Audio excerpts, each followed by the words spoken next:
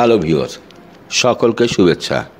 আমি এখন দাঁড়িয়ে আছি হজরত খানজান আলী নির্মিত ৬০ গম্বুজ মসজিদ অভ্যন্তরে। এসেছি খানজান আলী দরগা এবং মসজিদ পরিদর্শনে। বন্ধুরা, ৩০ টাকা দিয়ে টিকিট কেটে এর মসজিদের অভ্যন্তরে প্রবেশ করতে হয়। আমরা যথারীতি ৩০ টাকা দিয়ে টিকিট কেটে মসজিদ অভ্যন্তরে প্রবেশ করেছি। এটি অভ্যন্তর থেকে টিকিট কাউন্টারের দৃশ্য। বন্ধুরা, মৃত্যু সম্পর্কে হজরত খানজান আলী রাদিয়াল্লাহু আনহু একটি মন্তব্য করেছেন, তা এখানে উৎকীর্ণ করা হয়েছে।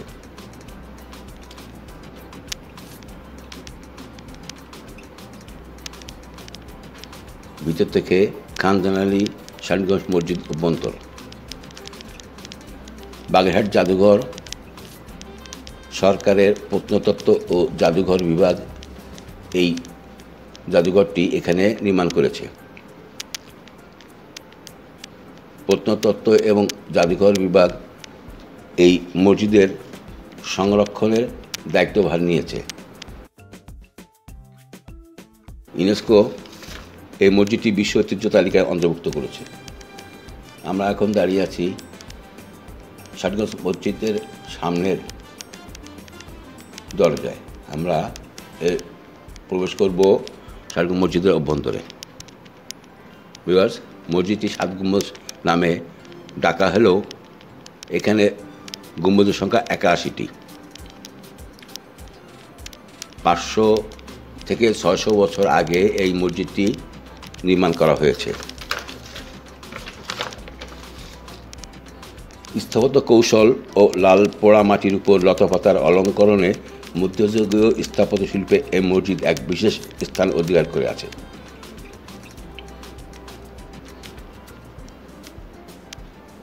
মসজিদটি ১৬০ ফুট লম্বা, প্রস্থ ১০৮ ফুট, উচ্চতা ২২ ফুট, দরজা সংখ্যা ২৬টি। পোড়ামাটি, ফলক এবং লতাপাতা আঁকা খণ্ড এখানে মসজিদের গায়ে স্থাপন করা হয়েছে, যা আসলেই মনোমুগ্ধকর।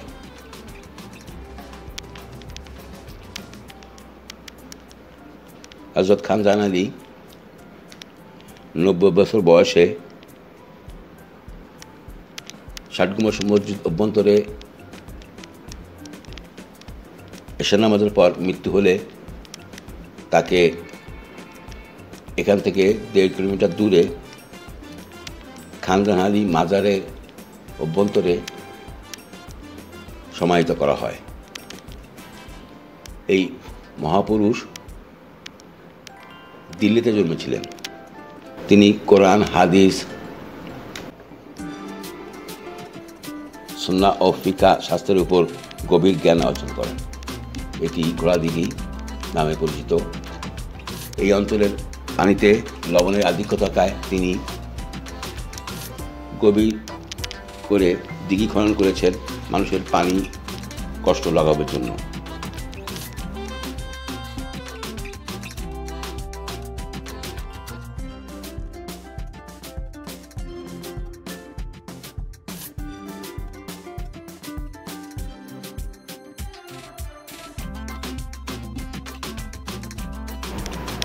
বন্ধুরা, আমরা এখন বেরিয়ে যাচ্ছি ৬০ গম্বুজের অভ্যন্তর থেকে। এখন আমরা যাব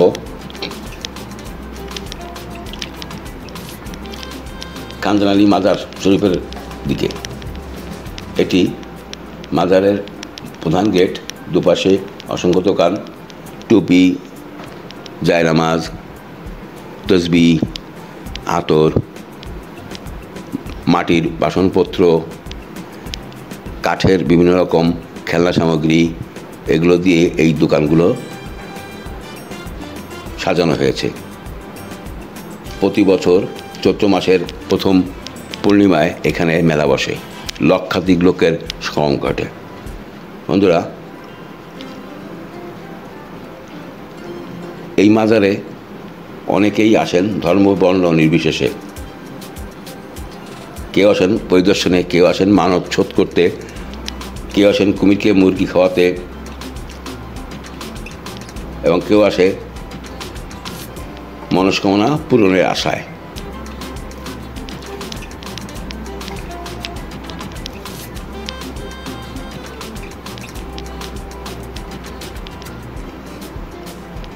এটি কান্দানালির সমাধিস্থল।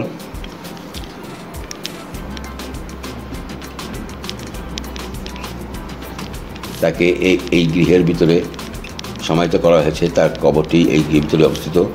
বন্ধুরা, এই গৃহের ছবি তোলা, কবরের ছবি তোলা নিষেধ, তাই আমি ছবি তুলতে পারছি না। তারপরেও যতটুকু আপনাদের দেখানো যায় দেখানোর চেষ্টা করি। এই ফটক দিয়ে ঢুকতে হয়। ঢুকে সামনে গ্রিলের দরজা দেখা যাবে। সামনে একটু অন্ধকারাচ্ছন্ন হলেও মানুষগুলো ঢুকছে ওই কবরস্থানে জিয়ারত করতে। এটি বন্ধু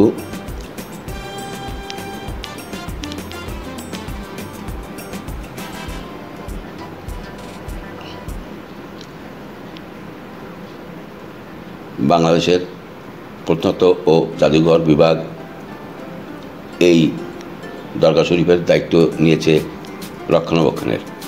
বন্ধুরা, এখানে যে গ্রিল দিয়ে ঘেরা কবরটি দেখতে পাচ্ছি, এটি তার প্রধান সাগরের।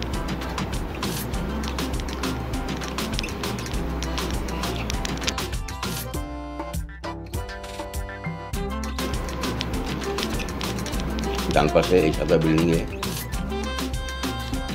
শুয়ে আছেন খানজান আলী খানপুর। এটি সেই নাম বিখ্যাত দিঘি যেখানে কুমির এনে ছাড়া হয়েছিল।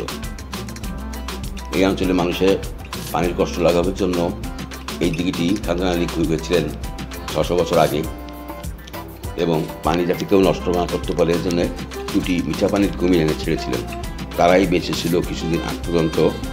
তারপর তাদের বংশ নির্বংশ হয়ে গিয়েছে। ভারত থেকে আনা 4টি কুমিরের মধ্যে মাত্র একটি মিঠা পানির কুমির এই দিঘিতে এখনও আছে বেঁচে। বন্ধুরা, আপনাদেরকে সোশ্যাল মিডিয়ার অন্য প্ল্যাটফর্ম থেকে কিছু ছবি আপনাদেরকে দেখাচ্ছি। এই ছবিগুলি, ভিডিওগুলি তাদের ওনারের সৌজন্যেই দেখাচ্ছি এবং তাদের কাছে আমি কৃতজ্ঞ। তা নাহলে আপনাকে কুমিরের ছবি দেখাতে পারতাম না। বন্ধুরা, এই মাজারকে ঘিরে অনেক অনৈতিক কাজ হওয়া হয়, অসামাজিক কাজ হওয়া হয়। এখানে আপনারা দেখতে পাচ্ছেন একটি বর্ষা সাজিয়ে বসেছে একজন সাধু ভণ্ড অথবা ভণ্ড সাধু। তিনি এই মহিলার কাছ থেকে, সাদা শাড়ি পরা মহিলাকে ভুলিয়ে বেলিয়ে কিছু টাকা পয়সা নিয়ে তার মনস্কামনা পূরণের জন্য দোয়া করে দেবেন।